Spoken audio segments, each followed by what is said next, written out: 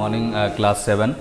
अभी तक हम लोगों ने 2 यूनिट पढ़ लिया। We have finished completed 2 units. जो सेकेंड यूनिट का जो लास्ट पार्ट है that was impact of Islamic civilization on the world, वो बहुत डिटेल में पिछले क्लास के वीडियो में हमने शेयर किया था और आप लोगों ने उसको पढ़ा होगा। क्वेश्चन आंसर्स भी लिखने को दिए थे। बहुत सारे बच्चे जो आपके क्लास के 7th क्लास के वो लिखते नहीं हैं, वो मेहनत नहीं करते हैं। उससे ज़्यादा दूसरे क्लासेस के बच्चे मेहनत कर रहे हैं। 6 के, 5 के, 8th के कुछ बच्चे काफ़ी मेहनत कर रहे हैं। तो आप वीडियोस को ध्यान से देखिए। You must understand, try to understand the video. बार बार देखिए, then you must try to answer the questions, तभी आप समझेंगे। Otherwise it will not be very fruitful for you. तो let's come to the third chapter.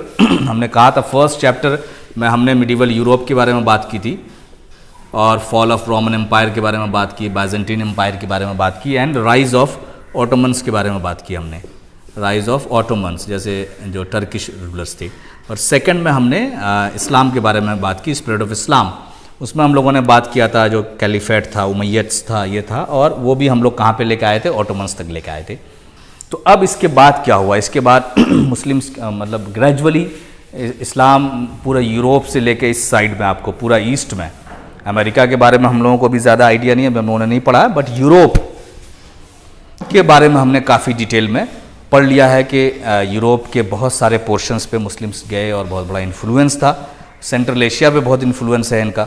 उसके बाद आप देखेंगे कि बहुत ज़्यादा जो कैलिफेट है उसका अलग अलग हमने पढ़ा। उमैयद्स पढ़ा है और उमैयद्स के बाद अब्बासिड्स पढ़ा है और उसके बाद हमने पढ़ा है कि ये आ गए ऑटोमन्स आ गए। ऑटोमन्स वर टर्क्स, ऑटोमन टर्क्स बोलते हैं, तुर्की के थे लोग ये ट्राइब्स थे ये लोग। और इन्होंने फिर सेंट्रल एशिया में भी गए। ये सेंट्रल एशिया मीन्स अफगानिस्तान वाले एरिया वगैरह में भी, वहाँ भी इनका कब्जा था। तो ये हम लोगों ने पढ़ा है। तो इस इंडिया में मुस्लिम्स कब आए एक्चुअली? क्योंकि ये जो चैप्टर है आपके पास 3, 4 और 5 आई थिंक, ये तो 3-4 चैप्टर है आपका। You can see in the book the Turkish invasions, Delhi सल्तनत 1 फर्स्ट, दिल्ली सल्तनत 2nd, life under the Delhi सल्तनत, मतलब 3, 4, 5, 6 ये 6 जो चैप्टर है, 4 चैप्टर, ये पूरा रिलेटेड है। आप यहाँ से पढ़ेंगे तो हम लोग बिल्कुल वहाँ जाके रुकेंगे धीरे धीरे। तो मैं कोशिश करूँगा कि एक एक वीडियो में शॉर्ट में आपका एक एक चैप्टर का ले लूँ, कोशिश करेंगे। बाद में हम लोग हो सकता है कि जो किंगडम्स है उसको अलग अलग हम ले लें। दिल्ली सल्तनत में जितने रूलर्स हुए हैं, 5 टाइप्स जो डायनेस्टीज़ हुई हैं, उनको हम एक एक वीडियो छोटा छोटा बना लेंगे। तो अभी इस बाकी चैप्टर्स का हम चाह रहे हैं एक एक वीडियो में आपका शॉर्ट में आ जाए, जैसे 8th का आया है। तो अब यहाँ से हम लोग पहुँचते हैं जब टर्किश रूल हो गया, कैलिफेट यहाँ शिफ्ट हो गई। तो कैलिफेट जो है उस तरह की नहीं थी जैसे पहले थी। ये उमैयद्स जो अब्बासिड्स जो हैं, ये दोनों अरब थे। ये अरब से, ये भी अरब का एक ख़ानदान है बनु उमैया, और ये है अब्बासिड, ये भी अरब का ही एक ख़ानदान है। ये अरब से बाहर के लोग हो गए, लेकिन they are also the followers of Islam. तो अब हुआ क्या?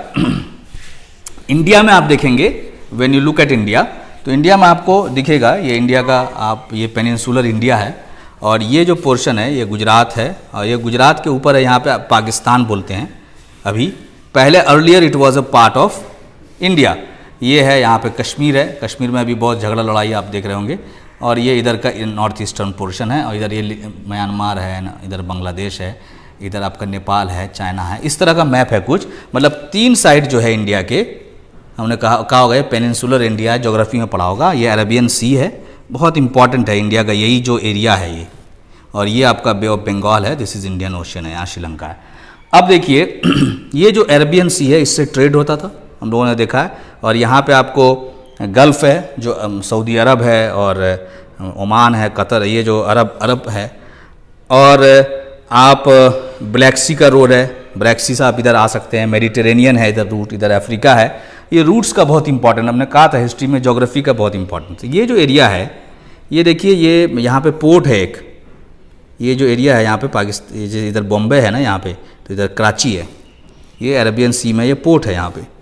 और इधर भी अभी अफगानिस्तान का एक पोर्ट बन रहा है, चाबहार या क्या नाम है, you can see in the Google आप करके देखें या यूट्यूब पे देखें, आपको दिखेगा। ये सब पोर्ट एरिया है, ये अरेबियन सी में खुलता है, बहुत इंपॉर्टेंट ट्रेडिंग रूट है ये। तो इन मुस्लिम्स यहाँ कब आए? जो पीपल हु बिलीव्ड इस्लाम, वो इंडिया से उनका इंटरेक्शन कब से हुआ? तो कहा जाता है कि प्रॉफिट के टाइम में ही इंटरेक्ट होते थे। प्रॉफिट के टाइम में ही अरेबियन सी से ट्रेडर्स आते थे। यहाँ पे आपका ये अरब है, यहाँ से अरेबियन सी के थ्रू ट्रेडर्स यहाँ आते थे। ये कोस्ट है, ये आपने पढ़ा होगा, मालाबार, कोरोमंडल, कोंकण, ये कोंकण कोस्ट है, ये आपका मालाबार कोस्ट है और इस कोस्ट का नाम है कोरोमंडल। तो ये जो कोस्ट है मालाबार, ये केरला जो गोवा से नीचे जाएंगे, जिस coast is called Malabar coast, तो कहा जाता है, कालीकट वगैरह है ये सब है, तो कहा जाता है कि मुस्लिम्स ट्रेडर्स यहाँ पे आते थे। एक्चुअली यहाँ पे स्पाइसेस होता था, मसाला होता था बहुत, ये मसाला लेने के लिए आते थे। तो धीरे धीरे सबसे पहला इंटरेक्शन जो है मुस्लिम्स का वो इधर ही है, साउथ में है, केरला में है, मालाबार कोस्ट पे बहुत पहले आए। और कहा जाता है कि during the time of profit ही आते थे। तो एज ट्रेडर्स आए, as traders, not as invaders, as businessman आए। और यहाँ के राजाओं ने उनके लिए जो पहली मस्जिद बनाई है इंडिया में, वो भी एक हिंदू राजा ने बनाई है। उनका रिश्ता बहुत अच्छा हो गया था, तो वो चाहते थे कि जिस तरह से वर्शिप करते हैं तो उनके लिए एक अलग सा प्लेस हम बना के दें ताकि ये बार बार आए, इनसे फ़ायदा था, उनके लिए भी सामान लेके आते थे ये, और यहाँ से सामान लेके जाते थे। तो ट्रेडर्स आए। उसके बाद उसी आसपास में 7th सेंचुरी में, 6th century, 7th century, 8th century में यहाँ पे यहाँ से एक इन्वेडर आया, इसको आप हमलावर कह सकते हैं। उनका नाम था मोहम्मद बिन कासिम। मोहम्मद बिन कासिम, मोहम्मद बिन कासिम जो थे, he was from Umayyad dynasty. Abbasid से भी पहले आप समझ लें, बिल्कुल खुलफाए राशिदीन, राइटली गाइडेड खलीफ्स के जस्ट बाद जो डायनेस्टी हुई है पहली, उसी में मोहम्मद बिन कासिम, ताइफ का आपने नाम सुना होगा, he was from that portion, तो अरब था, he was also Arab. He came here in Multan, Sistan, Sindh, ये जो एरिया है पाकिस्तान में चला गया है, इस एरिया में मोहम्मद बिन कासिम आए।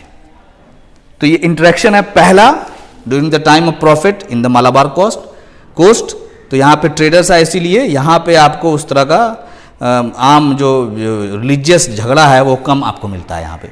यहाँ पे एज ए इन्वेडर आए, तो एक इन्वेडर जो आया है वो अरब इन्वेडर है, जो मोहम्मद बिन कासिम है। ये आप ध्यान रखिए, लोग कंफ्यूज कर जाते हैं, टर्किश कौन सा है, अरब कौन सा है, मुगल क्या है, मंगोल्स कौन सा है। ये अरब के लोग थे ट्रेडर्स, ये इन्वेडर भी अरब के, ये बिल्कुल इनिशियल उमैयद डायनेस्टी के थे। मोहम्मद बिन कासिम ये आए, मुल्तान, सिंध में आए और मुल्तान में आए। यहाँ पे इन्होंने कब्जा किया और ये रह गए यहाँ पे इन्होंने एक छोटा सा डायनेस्टी बनाया। अब उसका क्या रीजंस है, तो उसमें बहुत सारा इकोनॉमिक रीजंस है। सबसे इंपॉर्टेंट रीज़न जो हिस्ट्री में समझ में आता है वो ये रीज़न है कि ये ट्रेडिंग रूट पे ये एरिया है और यहाँ से अरब्स का ट्रेड होता था। यहाँ से इनको कुछ खतरा था कि हमारा जो शिप्स जाता है उसको खतरा हो जाएगा। इसको सेव करने के लिए बहुत सारी कहानियाँ हैं कि ये पता नहीं इस्लाम को फैलाने आए थे और कुछ बोलते हैं कि किसी ने उसको मदद मांगा था, ऐसा आए थे। लेकिन इन सब में सबसे रिलायबल जो चीज़ दिखती है वो दिखती है कि ट्रेडिंग रूट था बहुत इंपॉर्टेंट, और इस ट्रेडिंग रूट पे ये कब्जा करने आए थे। यहाँ से इनको कुछ प्रॉब्लम्स होता था, इनके यहाँ प्रॉब्लम्स का शक था कि हमारा जो शिप्स जा रहा है, हमारा जो बोट्स जा रहा है, जहाज़ जा रहा है सामान लेके जो कैरी, उस पर कुछ न कुछ यहाँ से प्रॉब्लम्स इस एरिया से क्रिएट होती हुई उसको दिखती थी। इस वजह से वहाँ से गवर्नर को भेजा, एक गवर्नर था कि तुम वहाँ पे जाके कब्जा करो। तो सिंध पे और मुल्तान पे कब्जा किया गया। तो ये सेकेंड इंटरेक्शन है। First as traders, then as an attacker. Invader आए थे, हमला करके यहाँ पे रह गए नहीं, और दो बाद में सिस्तान भी बन गया, पहले सिंध फिर मुल्तान पे हुआ। लेकिन सबसे ज्यादा जो याद है इंडिया वाले को, हम लोग जो पढ़ते हैं और बार बार उसका रेफरेंस आता है, बाबर का आता है, बाबर की औलाद एंड ऑल दैट। तो बाबर तो बहुत बाद आया।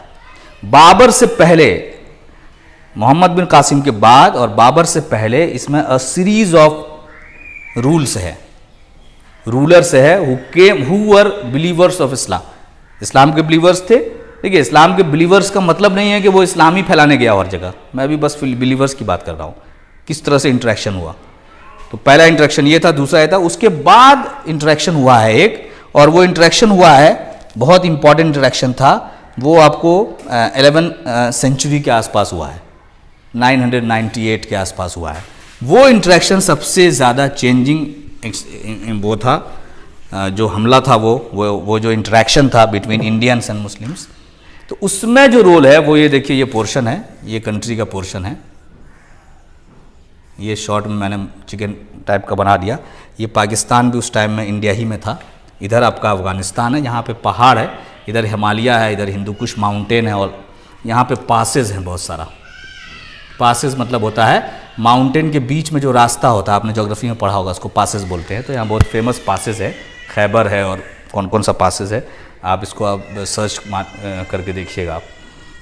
ये टर्किश ट्राइब्स जो थे, अब टर्किश रूल वहाँ पे थोड़ा सा वीक हो गया था, कैलिफेट, मतलब बहुत बड़ा एरिया, हम लोगों ने पढ़ेंगे ऑटोमन्स कैसे राइज किया, फिर ऑटोमन्स का फॉल भी हुआ, बहुत बड़ा एरिया आ गया था कंट्रोल में। तो इसका जो दूर का जो एरियाज था ना, उसने अपने आप को इंडिपेंडेंट डिक्लेयर कर दिया था, वो अपना आज़ाद हो गए थे वो खला। एक लिंक बस था कैलिफेट से कि ठीक है हम आपसे लिंक्ड हैं, हम आपसे रिलेशन मेंटेन करते हैं, लेकिन पूरा रूल अपने हिसाब से करते थे, कुछ पोर्शन वहाँ भेज देते थे, तो मेजर डिसीजंस में वो आज़ाद थे। यहाँ पे बहुत सारे ट्राइब्स थे, इनको पता चला कि इंडिया में, ये जो इंडिया है ये पूरा पोर्शन है, ये सिंध, मुल्तान, ये पंजाब, और इधर दिल्ली है आपको, ये गंगा का पूरा मैदान है, और यहाँ पे गुजरात है, ये भी इधर का भी एरिया है। ये सब एरिया में बहुत बड़े बड़े मंदिर हैं, उसमें बहुत सारा खजाना है, यहाँ की ज़मीन जो है बहुत फर्टाइल है। ये इन लोगों को पता चलता था, ट्राइब्स को। इन लोगों को जब बहुत वेल्थ की ज़रूरत हुई, कि पैसा चाहिए, दौलत चाहिए, कहाँ से लेना है, तो मालूम हुआ कि अगर इस पास कोई जो माउंटेन रेंजेस है बहुत हेवी, इसको अगर क्रॉस करके हम लोग इधर चले जाएँ इंडिया की तरफ, तो इंडिया में हमको बहुत सारा वो भी मिलेगा, क्रॉप्स भी मिलेगा, और उससे ज़्यादा हमको वेल्थ मिलेगा, क्योंकि यहाँ की टेम्पल्स, यहाँ पे ज़्यादातर हिंदू फेथ, वो जो आपको ओल्ड फेथ है उस पर बिलीव करने वाले लोग थे। तो मंदिरों में बहुत सारा सोना चांदी, जो भी महंगी चीज़ होती थी, लोग मंदिरों में गॉड पे गॉडेस अभी चढ़ाते हैं, लोग ले आकर रख देते थे। तो मंदिर का अभी भी कई मंदिर के पास अरबों खरबों की प्रॉपर्टी है। तो बहुत मंदिर, कुछ मंदिर यहाँ पे बहुत अमीर, कुछ टाउन्स था, मथुरा और भी 3-4 टाउन्स है, वो टाउन्स तो फेमस हो गए थे आपको, नागरकोट, मुल्तान, थानेसर में, कन्नौज, मथुरा, फिर लास्ट में सोमनाथ, ये सब फेमस टेम्पल टाउन्स थे। इनके टेम्पल्स बड़े बड़े थे, बहुत ही ग्रेट टेम्पल्स कहते हैं, उसमें सोना, गोल्ड और सिल्वर एंड पर्ल्स भरा हुआ था पूरा। ये इन्फॉर्मेशन इन लोगों को मिली। इन लोगों ने धीरे धीरे यहाँ पे हमला शुरू किया, पासेस से आना शुरू किया। कभी छोटे घोड़े पे आते थे ये लोग, they were very good horse riders, horse trade में भी थे ये लोग, मतलब ख़रीदो फरोख्त में थे, बहुत ज़बरदस्त बिजनेस था उस वक्त। घोड़ा जो है उस वक्त का मेन, समझिए एक मेन ट्रांसपोर्ट था।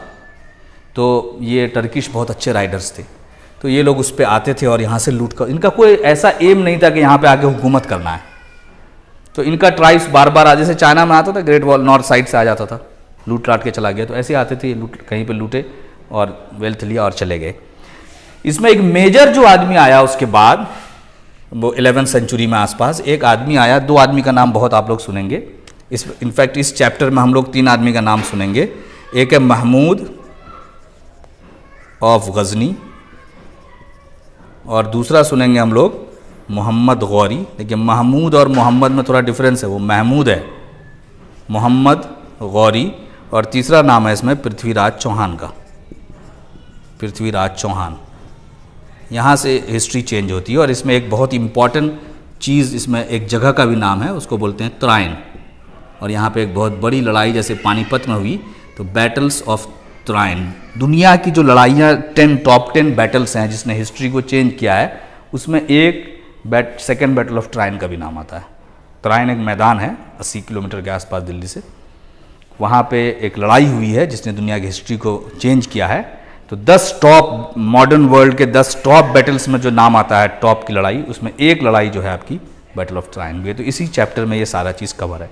तो इसमें महमूद ऑफ गजनी है, तो ऑफ गजनी लगा हुआ, तो इसका मतलब गजनी कोई जगह है। मोहम्मद गौरी है, ये मुइजुद्दीन इसका नाम था, लेकिन क्योंकि गौर का रहने वाला था तो लोग कहने लगे गौरी, मोहम्मद गौर का मोहम्मद, तो इस नाम से फेमस हो गया। ये जो था मोहम्मद गौरी, ये गजनी का वैसल था, गुलाम था या सिपाही था समझिए, इसके अंडर में काम करता था, कुछ एरिया दिया हुआ था। और आपको पृथ्वीराज चौहान इंडिया का रूलर था। तो महमूद ऑफ गजनी के बारे में आम तौर पे आप सुनिएगा कहीं पे भी, गजनी, गजनवी के लुटेरा था, हिंदुओं से नफरत करता था, इंडिया में प्लंडरर एंड डिस्ट्रॉयर ऑफ टेम्पल्स इसका नाम है इसका, और उसने बहुत सारे टेम्पल्स को डिस्ट्रॉय किया भी। तो हम लोग देखेंगे हिस्ट्री में उसने एक्चुअली में क्यों डिस्ट्रॉय किया, क्या किया। तो वो वैसे ही ट्राइब था, ट्राइब का एक हेड था, एक एरिया पे कब्जा था, गजनी यहाँ पे एक जगह है। He was again very ambitious, और इसका एम था कि गजनी को सबसे ज़्यादा पावरफुल, सबसे ज़्यादा खूबसूरत जगह, सबसे ज़्यादा आलीशान जो शहर है वो गजनी को बनाए, सबसे ज़्यादा पावरफुल बनाए। ये इसका एम था। तो आप इसका एम समझ जाइए।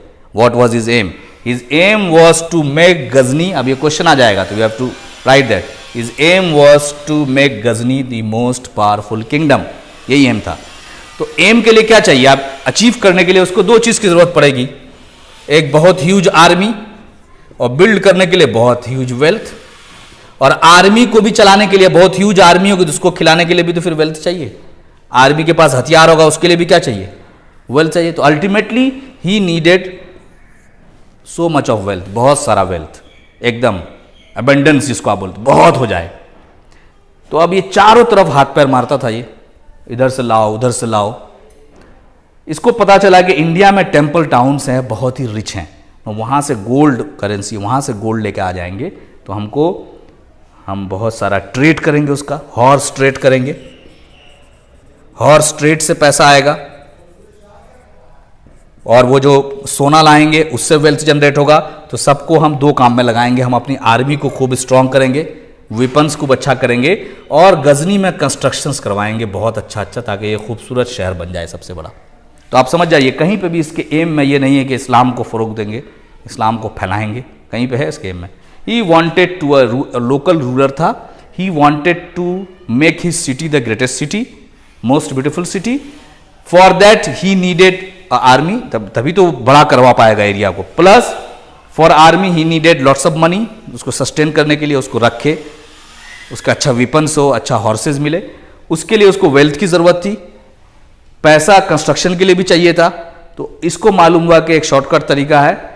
और यहाँ पे इंडिया में उस टाइम में एक रूलर था हर्षवर्धन या इस तरह का किंग हर्ष, वो जो है उसका उस टाइम में इंडिया फिर भी ठीक ठाक था, पावरफुल था। उसके जाने के बाद इसमें बहुत सारे छोटे छोटे रूलर्स थे। उसको मालूम था कि इंडिया में कोई मेजर सेंट्रल पावर नहीं है। इंडिया जैसा इंडिया अभी हम लोग देखते हैं वो तो बहुत बाद में बना, मुगल का रोल है, ब्रिटेन का रोल है। तो ये जो रीजन है इसमें इसको लगा कि कोई भी पावरफुल रूलर नहीं है, तो आराम से जाके हम टेम्पल टाउन्स को लूट सकते हैं। छोटे छोटे ज़मींदार थे, वो अपने आप को रूलर बोलते थे, उनकी अपनी फौज होती थी। छोटा छोटा, अब एक एरिया है अररिया पूर्णिया किशनगंज मिला के एक एरिया है, उसका एक रूलर है, उसकी एक फौज है। उसी तरह से उधर बिहार में भी 10 जगह से 10 स्टेट्स हो गए, 10 बड़े बड़े ज़मींदार हो गए, वो अपने अपने रूलर हैं, उनका अपना फौज है। अब कोई बाहर का एनिमी आएगा, ये अलग अलग तरह की फौज जो लड़ने जाएगी, कोऑर्डिनेटिव वे में लड़ पाएगी क्या? तो ये चाहिए था उसका। तो एकदम बिल्कुल समझ लिए गजनी का नीड क्या है और गजनी को चाहिए क्या था। तो ये महमूद ऑफ गजनी, इसके लिए यहाँ से हॉर्स राइड करके ये पास को क्रॉस करके, ये जो यहाँ पासेस है, इंडिया आया। और इंडिया में इसने जो 3 टेम्पल टाउन्स है, सबसे पहले जो इसका अटैक है गजनी का, आप देखिएगा तो गजनी ने सबसे पहले जो अटैक किया है वो किया है आपको नागरकोट पे अटैक किया है। उसके बाद उसने अटैक किया है मुल्तान पे और थानेसर पे। तो 3 जगह पे उसने अटैक किया, वहाँ से लूट के गया। अब गजनी की खास बात क्या है, हम लोग पढ़ते हैं, पहले गजनी के बारे में थोड़ा डिटेल में जान लें, उसके बाद आगे पढ़ेंगे। तो रीजंस आपको समझ में आ गया गजनी क्यों करना चाहता था। इसलिए मैं बता रहा हूँ कि आपको मैं पहले ही बता चुका हूँ, 7वीं सेंचुरी में यहाँ पे मुसलमानों का रूल हो चुका था, उमैय्यद्स आ चुके थे मुल्तान में, सिस्तान में और सिंध में, they were being ruled by Muslims. Ghazni जो लूटने आता था तो वो नहीं देखता था कि हिंदू को लूट रहे हैं कि मुसलमान को लूट रहे हैं, वो तो जहाँ भी वेल्थ मिलती थी वो लेके जाता था। इसलिए हम उसको इसलिए नहीं कह सकते हैं कि he was a Hindu hating था, इसीलिए वो मंदिर को लूटा, नहीं, उसको वेल्थ चाहिए था। मस्जिद में वेल्थ मिला तो वहाँ से भी लेके जाता वो, ही नीडेड वेल्थ। तो ये वेल्थ लेने का, क्योंकि उसने यहाँ पे मुल्तान, सिस्तान और सिंध को भी लूटा, रास्ते में जितने भी जहाँ भी वेल्थ मिला गया। गजनी यहाँ पे जो टेम्पल्स टाउन थे उसको भी लूटा।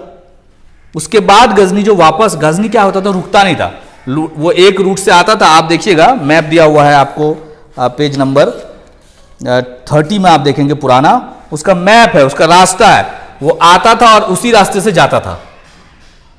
और उसने जो अटैक किया है, आप देखेंगे गजनी जो अटैक किया है, उसका अटैक है आपको मतलब 17 टाइम्स, 17 बार आया। ये मानना पड़ेगा कि कितने इनेप्ट यहाँ के राजा थे। एक इनिमी आपके घर में है, समझिए एक चोर आपके घर में 17 बार एक ही रास्ते से घुसा और सारा सामान लूट के ले गया, आप कुछ नहीं कर पाए। इसका मतलब कि कितना कोऑर्डिनेशन इनके बीच में खराब था, आपस में ही कितनी नफरत थी कि कोई एक दूसरे को सपोर्ट नहीं करता था। एक ही रास्ते से गजनी आता था, सामान लूटता था, चला जाता था। कितनी बार आया? 17 बार आया। 26 साल के वक्फे में 17 बार इंडिया आया। इसका सबसे बड़ा जो इसको खजाना मिला वो मिला यूपी का जो शहर है अभी यूपी में, मथुरा, और फिर कन्नौज से। ये बड़े बड़े टेम्पल्स टाउन थे, मथुरा से बहुत सारा लूट के ले गया ये, कन्नौज से। उसके बाद एक फेमस है गुजरात में, सोमनाथ एक जगह है, यहाँ से सोमनाथ टेम्पल में इसने अटैक किया, सोमनाथ मंदिर में इसने अटैक किया, और सोमनाथ मंदिर से ये काफ़ी कुछ लेके गया। बहुत बड़ा अटैक था गजनी का यहाँ पे जो था सोमनाथ मंदिर का। आप लोग बुक में भी देखेंगे आपको, और मैं एक बार आपको एग्जैक्ट डिटेल आपको बता देता हूँ कि सोमनाथ में इसका अटैक जो है वो कितना ज़बरदस्त अटैक था। 1026 में 1026 ई में सोमनाथ मंदिर पर अटैक था। 16 उसके बाद एक बार और आया। 16 रेड मतलब होता है लूट के चले जाना। तो ये गजनी की हिस्ट्री है, महमूद ऑफ गजनी। जो मेजर अटैकर आया है सेंट्रल एशिया से, जो टर्किश, वो महमूद है गजनी का। He wanted to make Ghazni the greatest city, greatest kingdom. उसके लिए वेल्थ चाहिए था, तो इंडिया को उसको लगा India was not being rule properly at that time. छोटा छोटा बहुत सारा स्टेट्स था, सब एक दूसरे से लड़ते थे। आगे थोड़ा सा रीजंस देखेंगे हम। और वेरी वीक, इसको पता था, और इसको पता था कि टेम्पल्स में लोग बहुत सारा चढ़ावा करते हैं, पर्ल से है, गोल्ड है, तो ये उसको लूटने के लिए आता था। तो मुल्तान में हमला किया उसने थाने में हमला किया, उसने नागरकोट में किया, उसने मथुरा में किया, कन्नौज में किया। ये सब टेम्पल टाउन्स थे, टेम्पल टाउन्स को हमला किया उसने, वहीं पे सारा वेल्थ था। और उसके बाद सोमनाथ का भी हमला था, सोमनाथ मंदिर पे भी, वहाँ भी लूट करके, और लूटने में कई जगह डिस्ट्रॉय भी किया टेम्पल्स को, और वो लेकर भागा। दूसरा पॉइंट है, पहला तो था कि उसने इस रास्ते पे मुल्तान भी पड़ा, सिस्तान भी पड़ा, वो मुस्लिम रूल था, उसको भी लूटा उसने। दूसरा था कि वो यहाँ रुका नहीं, वो लूट कर चला गया। उसकी एक खास बात है, इसीलिए he is not called the founder of Turkish rule, he is called the invader first. हमला आया, रेड डाला और चला गया, लेकिन वो रुका नहीं यहाँ पे, ना उसने किसी आदमी को रोका यहाँ पे। उसके बाद क्या हुआ, शॉर्ट में उसके बाद में बताता हूँ। तो ये महमूद ऑफ गजनी की पूरी कहानी है ये। और इसने गजनी में बहुत डेवलपमेंट किया। वाकई में गजनी में जाकर इसने इस पैसे से लाइब्रेरी बनाया, पढ़ने का बहुत बड़ा शौकीन था ये। उसके बाद गजनी में इसने बड़े बड़े मॉस्क बनाए, मस्जिद बनाया ऐसे लूट के पैसे से, लाइब्रेरी बनाया, यूनिवर्सिटी बनाया। उसी के टाइम में आपको बहुत बड़े स्कॉलर्स हैं, लिटरेट, महमूद ऑफ गजनी के टाइम में ही, क्योंकि पढ़े लिखे लोगों को बहुत पसंद करता था। तो गजनी में सारी फैसिलिटीज़ ने बनाई। अल-बेरूनी का आपने नाम सुना होगा, अल-बेरूनी इन्हीं के टाइम में हुए। इन्होंने किताब इंडिया विजिट किया था, ही वॉज अ ट्रैवलर। जैसे फाइयान था, ह्यूएन सांग था, वैसे ही मार्को पोलो था, वैसे ही अल-बेरूनी भी बहुत बड़ा ट्रैवलर था। उसने एक किताब लिखी, किताब अल हिंद, बहुत इंपॉर्टेंट दस्तावेज़ मानी जाती है हिस्ट्री में, इंडिया के बारे में समझने के लिए कि उस टाइम में इंडिया कैसा था। उसके बाद फिरदौसी इन्हीं के टाइम का कोर्ट पोएट था, मतलब इन्हीं के कोर्ट में, इन्हीं के उसमें महल में ये कवि था, पोएट था, शायर था, जो लिखता था। उसने किताब लिखी बहुत ज़बरदस्त, शाहनामा, बहुत फेमस किताब है। तो ही वॉज, गजनी का वहाँ जो रिस्पेक्ट है वो इस तरह के है कि ही वॉज, जो पढ़े लिखे लोगों को बहुत पसंद करता था। तो गजनी का दो तरह का इमेज है, इंडिया में है प्लंडरर, लूटर ऑफ टेम्पल्स, और वहाँ पे एक इमेज है कि पढ़े लिखे लोगों को पसंद करने वाला आदमी था, और बिल्डर ऑफ गजनी कहा जाता है। अब गजनी का इंतकाल हो गया, गजनी का इंतकाल हो गया, तो इसका एक पोर्शन था इसके हुकूमत का, गजनविड एम्पायर जो है इंडिया के वेस्ट में जो है, इधर आपका पहाड़ है, इधर क्रॉस करेंगे तो इंडिया आएंगे। ये जो एम्पायर था बहुत बड़ा, इसका जो किंगडम था बहुत बड़ा बना दिया था, बड़ा खूबसूरत। उसमें अलग अलग रूलर्स भी थे। उसमें एक एरिया था गौर, वहाँ पे इनका एक समझो सिपाही था, उसका नाम था मोइजुद्दीन मोहम्मद नाम था, लेकिन मोहम्मद के नाम से वो मशहूर हुआ। इसको बोलते हैं मोहम्मद गौरी। गौरी इसलिए बोलते हैं क्योंकि गौर में पैदा हुआ था, गौर का था। तो जैसे ही गजनी मरा तो इसके जो छोटे छोटे जो रूलर्स थे वो आपस में लड़े, और उसमें गौर जो है इसने अपने आप को इंडिपेंडेंट डिक्लेयर कर दिया कि मैं गजनी एम्पायर का हिस्सा नहीं हूँ, मैं अपनी आज़ादी का ऐलान करता हूँ, अब मैं किसी की नहीं सुनूंगा गजनी से। तो ये गौर में ये मोहम्मद मोइजुद्दीन ने अपना एम्पायर खड़ा करना शुरू किया। अब ये इसका एम था कि गौर को ग्रेटेस्ट बनाए। वो चाहता था गजनी को ग्रेटेस्ट बनाने के लिए, ये चाहता था गौर को। ये फेमस हुआ मोहम्मद गौरी के नाम से, वो था महमूद ऑफ गजनी, ये मोहम्मद था, मुइजुद्दीन ये भी था, तो इसको भी वेल्थ चाहिए था। अब ये गौर को सबसे बड़ा बनाना चाहता था, तो इसने भी बनाना शुरू किया। करीबन 150 साल के बाद, गजनी के मौत के बाद 150 साल के बाद इंडिया में फिर से हमला हुआ। अब ये मोहम्मद और ये इंडिया पूरा है, इधर पाकिस्तान का जो पोर्शन है ना वो भी इंडिया में है, आप मान लीजिए, ठीक है ना। तो ये इंडिया का रफ मैप है। अब गौरी का हमला था। गौरी का हमला उस तरह का हमला नहीं था जैसा गजनी का हमला था। गजनी हिस्ट्री में उस टाइम का one of the greatest fighter general माना जाता है, बहुत ज़बरदस्त। दो मतलब उसकी क्वालिटी बहुत फेमस है। एक तो बहुत ज़बरदस्त जनरल था। अब वो जीतता कैसे था? वो जंग वो जीतता था, उसके हथियार बहुत अच्छे थे। और गजनी जो था वो बहुत अच्छा प्लानर था, मतलब कभी भी Ghazni was a very good planner, बहुत ज़बरदस्त प्लानिंग करता था ये लड़ाई की, पूरा प्लानिंग करके लड़ता था, बहुत अच्छे हथियार से लड़ता था। अब देखिए उसके बाद गौरी आया, गौरी ने भी लूटना शुरू किया। गौरी जब आया तो उस टाइम में यहाँ पे एक चेंजेस आ चुका था। यहाँ पे एक पावरफुल रूलर था, उसका नाम था पृथ्वीराज चौहान। ये एक राजपूत था। हिंदू में बहुत सारा कास्ट होता है, जो वॉरियर कास्ट होता है उसको बोलते हैं राजपूत, लड़ने वाले। ये राजपूत था, ये अजमेर का, बहुत सारे राजपूत थे उसमें। अजमेर का पहले ये वो बना, किंग बना, राणा बना, या किंग कह सकते हैं। और फिर उसने दिल्ली में कब्जा किया, चंडेला वगैरह को हराकर, आप पढ़िएगा इसके बारे में। दूसरे राजपूत किंग्स को हराकर ये दिल्ली पे कब्जा किया, और ये इस एरिया में इसका कब्जा था। अब जो गौरी आया तो गौरी मुल्तान में आया, यहाँ आया, उससे इसको उतना प्रॉब्लम नहीं था। अब ये पृथ्वीराज चौहान से इसका क्लैश कैसे हुआ, ये रीज़न है, ये क्वेश्चन आता है। गौरी आया है महमूद ऑफ गजनी के 100-150 साल के बाद, और जब तक यहाँ पे पृथ्वीराज चौहान था। यहाँ पे एक जगह है पंजाब, ये पाकिस्तान में भी है, आधा पंजाब आधा इंडिया में है अभी पंजाब, और ये है इधर गंगा वैली, दो जगह है यहाँ पे। ये बहुत फर्टाइल है, उपजाऊ है। गौरी जब आगे आया तो इधर से लूट के जाता था, वो यहाँ आया और इधर से आपका दिल्ली में हुकूमत थी पृथ्वीराज चौहान की। ये जो एरिया है इसको लेकर दोनों में क्लैश हुआ, यही रीज़न है और कोई रीज़न नहीं है। ये फर्टाइल रीजन है, बहुत अच्छी खेती होती उस टाइम में, क्रॉपिंग एग्रीकल्चर ये सब चीज़ था, बहुत रिच रीजन है। इस रीजन को लेके गौरी और पृथ्वीराज चौहान में टक्कर होने लगा, खूब टक्कर हुआ और बार बार झगड़ा हो, छोटा मोटा झड़प हो, और उसके बाद फाइनली आप देखेंगे यहीं पे एक जगह है, तराइन की एक जगह है, यहाँ पे पृथ्वीराज चौहान और 1192, 1193 आई थिंक, या 1191, 1192, ये डेट याद रखना, बहुत इंपॉर्टेंट डेट है ये। दुनिया के one of the biggest most जो जिसने हिस्ट्री को चेंज किया उस लड़ाई में नाम आता है इसका। दो लड़ाई हुई है, तो पहले 1191 में पहली बार गौरी एंड पृथ्वीराज चौहान, काफ़ी बहादुर किंग था यहाँ का, ये लड़ाई हुई। और इस लड़ाई में पृथ्वीराज चौहान ने गौरी को बहुत बुरी तरह से हरा दिया पहली लड़ाई में। फर्स्ट बैटल ऑफ तराइन में किसके बीच हुई है? पृथ्वीराज चौहान और गौरी, ये क्वेश्चन आता है। 1191 में तराइन का एक मैदान है, उस मैदान में लड़ाई हुई और Prithviraj Chauhan was the winner. Prithviraj Chauhan was the winner, he was Indian Rajput king, he was the winner. पहली लड़ाई में ये विनर है और इसने गौरी को बहुत ज़बरदस्त तरीके से हराया, गौरी को कंटेन कर दिया, पंजाब तक कंटेन कर दिया।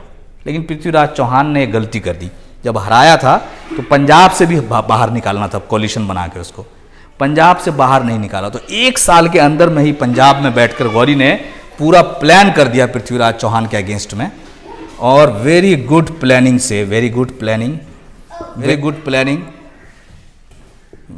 प्लानिंग किया और बहुत अच्छा प्लान, वॉर प्लान बनाया, वीपन्स कलेक्ट किया। उसके बाद फौज जमा की, सोल्जर्स को जमा किया, इसको पूरा स्टडी कर लिया इस एरिया को, और इसको स्टडी करने के बाद इसने दोबारा 1192 में दोबारा अटैक किया। 1192 में दोबारा अटैक किया। एक साल में 1191 में बहुत बुरी तरह से हारा गौरी, लेकिन पृथ्वीराज चौहान से गलती ये हो गई कि उसने पंजाब से भी आगे धकेल के उसको बाहर नहीं भेजा। तो इसको प्लानिंग का मौका मिल गया, इसने प्लानिंग किया बहुत अच्छे से वेपन्स कलेक्ट किया, सोल्जर्स को जमा किया, और 1192 में दोबारा ट्राइन में बहुत ज़बरदस्त लड़ाई हुई। पृथ्वीराज चौहान ने चारों तरफ से हेल्प मांगा, राजपूत बहुत सारे हेल्प को आ गए, लेकिन जयचंद्र जो था, राजा जयचंद्र, वो जो है बाद में नाम सुनता आप बार बार सुनोगे कि जयचंद हो गया, वो उसने धोखा दे दिया। देखिए धोखा वगैरह नहीं होता है, किंग होता है, किंग का अपना अपना इंटरेस्ट होता है, अपने अपनी प्लानिंग होती है। ये आप इसको धोखा दे के अभी वो कोट बन गया, जयचंद हो गया, ये हो गया, सब अपनी प्लानिंग करते हैं अपने हिसाब से। हो सकता है कि जयचंद बाद में जीत जाता हो तो बहुत बड़ा किंग होता, तो जयचंद इसके सपोर्ट पर नहीं आया, उसका अपना स्ट्रेटजिक इंटरेस्ट था। तो हम लोगों को हिस्ट्री को वैसे नहीं देखना चाहिए, क्योंकि अब तो हिस्ट्री का एकदम पूरा एक कम्युनल हिस्ट्री हो गया है, एक पर्टिकुलर लेंस से देखते हैं। तो जयचंद नाम का जो एक राजपूत किंग, बहुत पॉपुलर किंग था, बहुत बड़ा इसका एक इन्फ्लुएंस था, उसने वो इसके कॉलिशन में, कॉन्फेडरेशन में साथ में नहीं आया, और ये अलग रहा। और पृथ्वीराज चौहान ने जो हमला किया बहुत अच्छे प्लानिंग के साथ, बहुत ज़बरदस्त वेपन्स के साथ और बहुत अच्छे सोल्जर्स के साथ जो हमला किया, तो बैटल ऑफ ट्राइन में, सेकेंड बैटल ऑफ ट्राइन में इसने पृथ्वीराज चौहान को हरा दिया। पृथ्वीराज चौहान को कैद कर लिया गया। उसके बाद उसकी कहानी आप पढ़ेंगे, इसमें भी एक छोटी सी कहानी दी हुई है, टॉर्चर किया या क्या किया वो, दैट फाइनली ये हुआ कि राजपूत रूल जो है यहाँ पे इंडिया में ख़त्म हो गया। गौरी जो था, अब ये जो एरिया इंडिया का कब्जा हुआ, जितना पोर्शन पे पृथ्वीराज चौहान का जो एरिया है, तो गजनी जो है कब्जा नहीं करता था एरिया को, आता था, लूटता था और चला जाता था। गौरी ने क्या किया, गौरी उससे कुछ अलग नहीं था। Ghori wanted to expand his empire, control रखना चाहता था। तो उसने अपने गुलामों को, ये बख्तियार खिलजी और गुलाम थे उसके कुतुबुद्दीन ऐबक, ये दो गुलाम है मेरे ख्याल से, बख्तियार खिलजी है, हाँ यस, बख्तियार खिलजी एंड कुतुबुद्दीन ऐबक। तो गौरी ने क्या किया, दो गुलामों को, ये जो एरिया था 2-3 गुलामों को, उसमें 2 फेमस हैं आपके, बख्तियार खिलजी और कुतुबुद्दीन ऐबक। ये स्लेव था इसका, खिलजी का, सॉरी गौरी का। उसने ये एरिया जो है इसको दे दिया कि तुम इसको रूल करो, हमको पसंद, गवर्नर बना दिया इस एरिया का, गवर्नर बना दिया। तो अब उसके बाद गौरी फ्री हो गया और यहाँ से अक्सर एब्सेंट रहने लगा, बार बार निकल जाए, अफगानिस्तान निकल जाए, उधर निकल जाए, अपने एरिया में निकल जाए। तो फ्रीक्वेंट एब्सेंस, यहाँ रहता नहीं था, बहुत ज़्यादा वो रहता नहीं था। तो इसके खिलाफ यहाँ साजिश होने लगी, लोग लड़ने भी लगे आपस में, रूलर्स जो उसके खिलाफ साजिश भी करने लगे। और इसमें जब इसको कंट्रोल करने आया बगावत को, तो उसी बगावत को कंट्रोल करने के दौरान में गौरी को मार दिया किसी ने। Ghori was killed, Ghori died. Mohammad Ghori ये सब बगावत जो थी उसके सल्तनत में, उसको कंट्रोल करने में मारा गया। जब मारा गया तो ये कुतुबुद्दीन ऐबक, बख्तियार खिलजी और भी जितने गवर्नर्स थे, ये लोग आपस में लड़े कब्जा करने के लिए उसके एरिया पे। और फाइनली कुतुबुद्दीन ऐबक ने इस एरिया को, दिल्ली के अराउंड जो एरिया है, उसको इंडिपेंडेंट डिक्लेयर कर दिया कि हम अलग है, अब हमारे पास किसी पे इन्फ्लुएंस नहीं चलेगा। और इंडिया में, इस रीजन में एक नए सल्तनत, एक नए हुकूमत की बुनियाद पड़ी, जिसको बोलते हैं दिल्ली सल्तनत। उसका जो पहला किंग था वो स्लेव था। दिल्ली सल्तनत का दिल्ली में, अब इस एरिया में जो मुसलमानों में पहला किंग था वो एक गुलाम था, इसीलिए उसको उर्दू में बोलते हैं गुलाम, हिंदी में बोलते हैं गुलाम वंश, गुलाम वंश, स्लेव डायनेस्टी। ये दिल्ली का पहला सुल्तान बना, इसने सुल्तान बोला अपने आप को, कुतुबुद्दीन ऐबक। ये कौन था Qutubuddin Aibak? was the slave of Mohammad Ghori. अब ये यहीं रह गया, फिर ये उधर नहीं गया। कुतुबुद्दीन ऐबक यहीं पे रहा। इसके बाद हम लोग पढ़ेंगे, जब दिल्ली सल्तनत में कुतुबुद्दीन ऐबक की डायनेस्टी के बारे में पढ़ेंगे, स्लेव डायनेस्टी, तो उसमें कौन कौन से रूलर हुए, उसके बाद कौन सा डायनेस्टी आया, फिर कैसे कैसे वो चेंजेस हुआ, that we will read in जो 2 चैप्टर है उसमें, अलग अलग डायनेस्टी का 5 डायनेस्टी है, ये है खिलजी है, तुगलक डायनेस्टी है, तो उसके बारे में, सब के बारे में हम लोग उसमें डिटेल में पढ़ेंगे। तो ये आपका हो गया, this is about Gauri, how Gauri established Delhi सल्तनत, कैसे इस्टेब्लिश हुआ।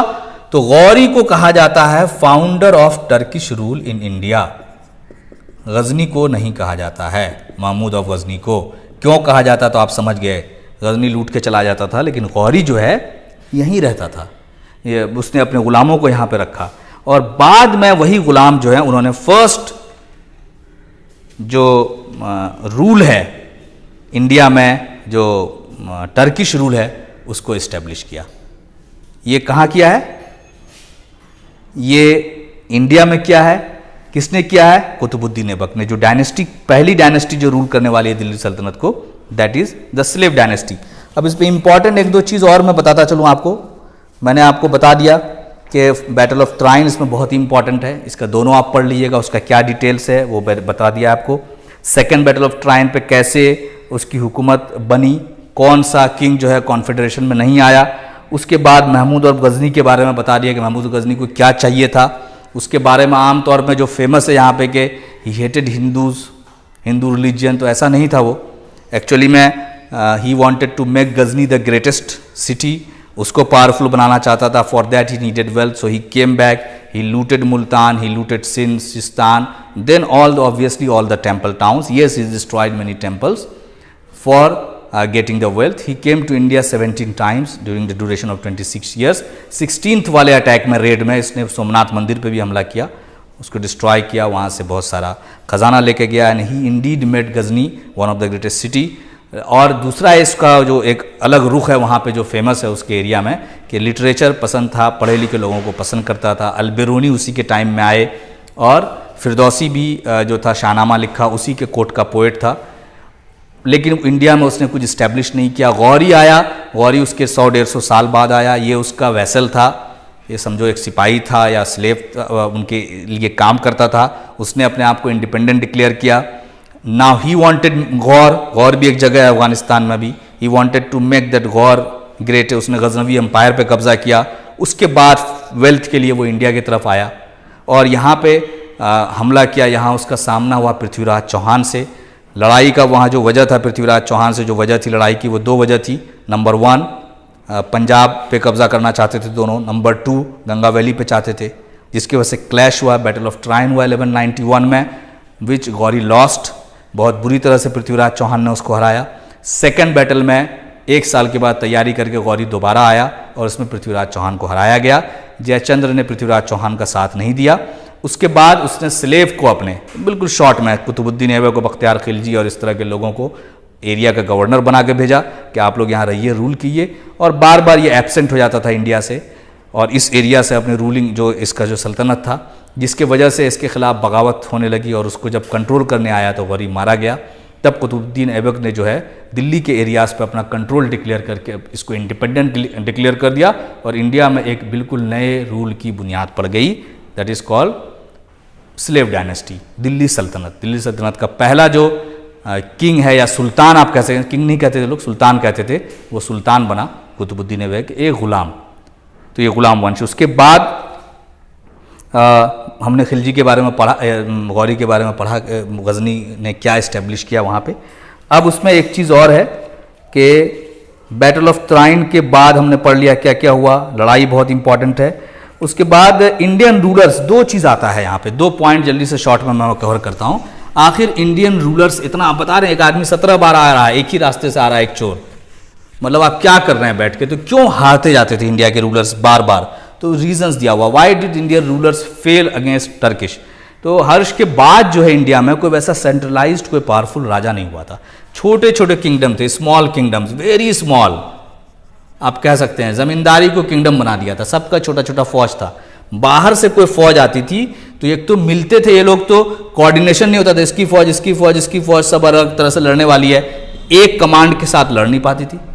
दूसरा प्रॉब्लम क्या हो गया कि कास्ट सिस्टम था इंडिया में, अभी भी है caste system, upper caste lower caste. तो ये कास्ट सिस्टम की वजह से इंडिया की जो सोसाइटी है, सोसाइटी जो समाज है, उसमें आपस में लोग एक दूसरे से बहुत नफरत करते थे, हेटेड ईच अदर। अभी भी है, जैसे हिंदू मुस्लिम ये सब देखिए कितना ज़्यादा यहाँ पे झगड़ा, कम्युनल टेंशन होता है, कास्टिस्ट टेंशन होता है। जिस समाज में इतना टूट फूट हो तो वो तो अपने अंदर से ही ब्रेक हो जाता है, तो वो कैसे इकट्ठा होगा एनिमी के लिए? तो एनिमी के लिए यूनाइट नहीं हो पाए कभी ये लोग। कोई सेंट्रल पावर नहीं था, छोटे छोटे किंगडम्स थे, फौज ऑर्गेनाइज्ड नहीं थी, उसके बाद कास्ट सिस्टम था। तीसरा था कि पुराने वेपन्स थे, ओल्ड वेपन्स, हाथी पे चलते थे ये लोग। कितना धीरे चलता है वो, हेवी तो होता है लेकिन कितना धीरे, और इनके पास घोड़ा था।